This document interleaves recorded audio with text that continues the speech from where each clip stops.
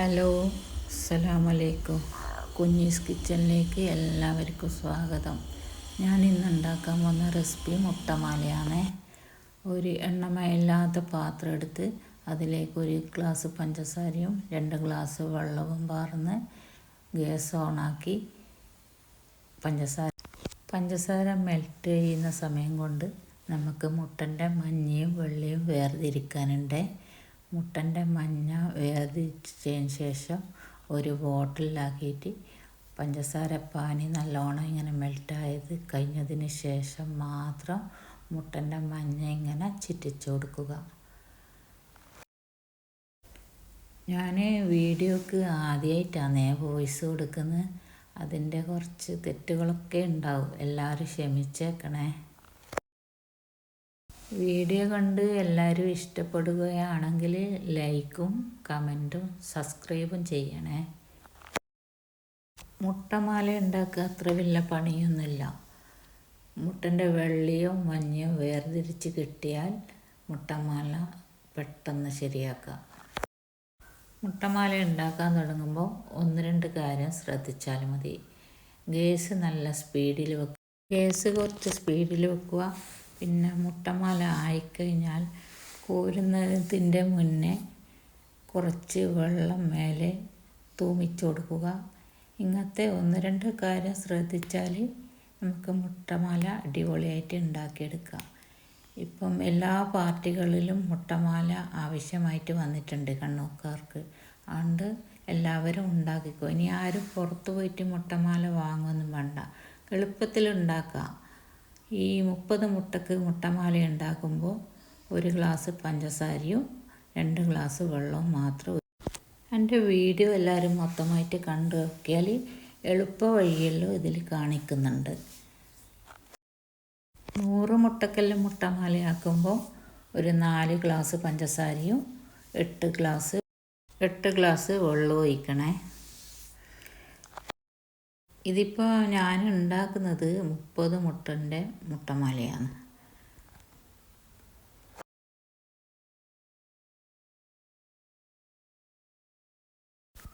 ഈ ഒരു കാര്യം പ്രത്യേകം ശ്രദ്ധിക്കണേ.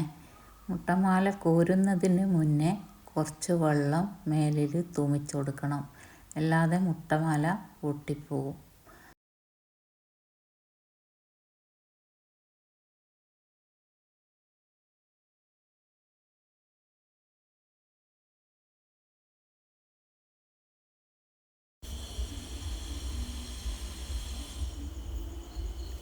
വീഡിയോയിൽ ഇടയ്ക്കെല്ലാം വോയിസ് കൊടുക്കാണ്ടിരിക്കുന്നത് നിങ്ങൾ ശ്രദ്ധിച്ചോട്ടെ എന്ന് വിചാരിച്ചിട്ടാണ്. ഈ മുട്ടമാല ഉണ്ടാക്കിയ പഞ്ചസാര പാനി മുട്ടൻ്റെ വെള്ളയിൽ കുഞ്ഞാണത്തപ്പം ഉണ്ടാക്കുമ്പോൾ പഞ്ചസാരക്ക് പകരം ആ ഗ്രേവി ഒഴിച്ചാൽ മതി. മുട്ടമാല എടുത്ത് ഇട്ട് കഴിഞ്ഞാൽ ഇങ്ങനെ ചൊല്ലിക്കൊടുക്കണം, എന്നാലേ മുട്ടമാല നല്ല മാലയായിട്ട് കിട്ടുകയുള്ളൂ. ഇനി നമുക്ക് കുഞ്ഞാണത്തപ്പം ഉണ്ടാക്കുന്ന റെസിപ്പി കണ്ടുനോക്കാം. 30 മുട്ടൻ്റെ വെള്ളം ഒരു മിക്സിൻ്റെ ജാറിൽ ഒഴിക്കുക. അതിനുശേഷം ആവശ്യത്തിന് പാൽപ്പൊടി ഇട്ട് കൊടുക്കുക. ഒരു പിഞ്ച് ഉപ്പ് ചേർക്കുക. അതിനുശേഷം നമ്മൾ മുട്ടമാല ആക്കിയ പഞ്ചാരൻ്റെ ഗ്രേവി മുട്ടൻ്റെ വെള്ളയിൽ ഒഴിച്ചു കൊടുക്കുക. ഒരു പിഞ്ച് ഏലക്കപ്പൊടിയും ഇട്ട് കൊടുക്കുക. ഏലക്കയും പഞ്ചസാരയും കൂടി പൊടിച്ചതാണ്. എല്ലാം കൂടി ഒന്ന് മിക്സിയിൽ കറക്കി ഒരു ഇഡ്ഡലി ചെമ്പ് ഗ്യാസിൽ വെച്ച് അതിലേക്കൊരു പ്ലേറ്റിൽ ബ്രഷിൽ തടവി അതിൽ പ്ലേറ്റ് ഇറക്കി വെക്കുക. മിക്സിയിലടിച്ച കൂട്ട് പ്ലേറ്റിലേക്ക് ഒഴിച്ചു കൊടുക്കുക.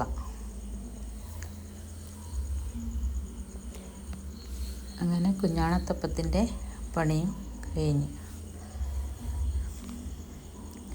30 മുട്ടക്ക് എനിക്ക് 2 കുഞ്ഞാണത്തപ്പ കിട്ടിയിട്ടുള്ളത്. അപ്പോൾ ഇത് എനിക്ക് പുറത്തേക്ക് കൊടുക്കാനുള്ളതാണ്. അതുകൊണ്ട് മുട്ടൻ്റെ വെള്ളം നല്ലോണം ആറിയതിന് ശേഷം ഒരു ബൗളിലേക്ക് ഇട്ട് കൊടുക്കുക. രണ്ടാമത്തതും നല്ലോണം തണുത്തെന്ന് ഉറപ്പ് വന്നതിന് ശേഷം മാത്രം അതിൻ്റെ മേലിൽ ഇട്ട് കൊടുക്കുക. അതിനുശേഷം ഒരു പേപ്പർ വെച്ച് എല്ലാ ഭാഗത്തും കൈ കൊണ്ട് പ്രസ് ചെയ്ത് കൊടുക്കുക. 30 മുട്ടൻ്റെ മാലയാണ്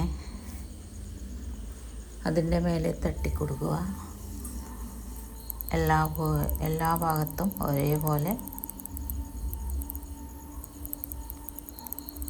ഇട്ട് കൊടുക്കുക.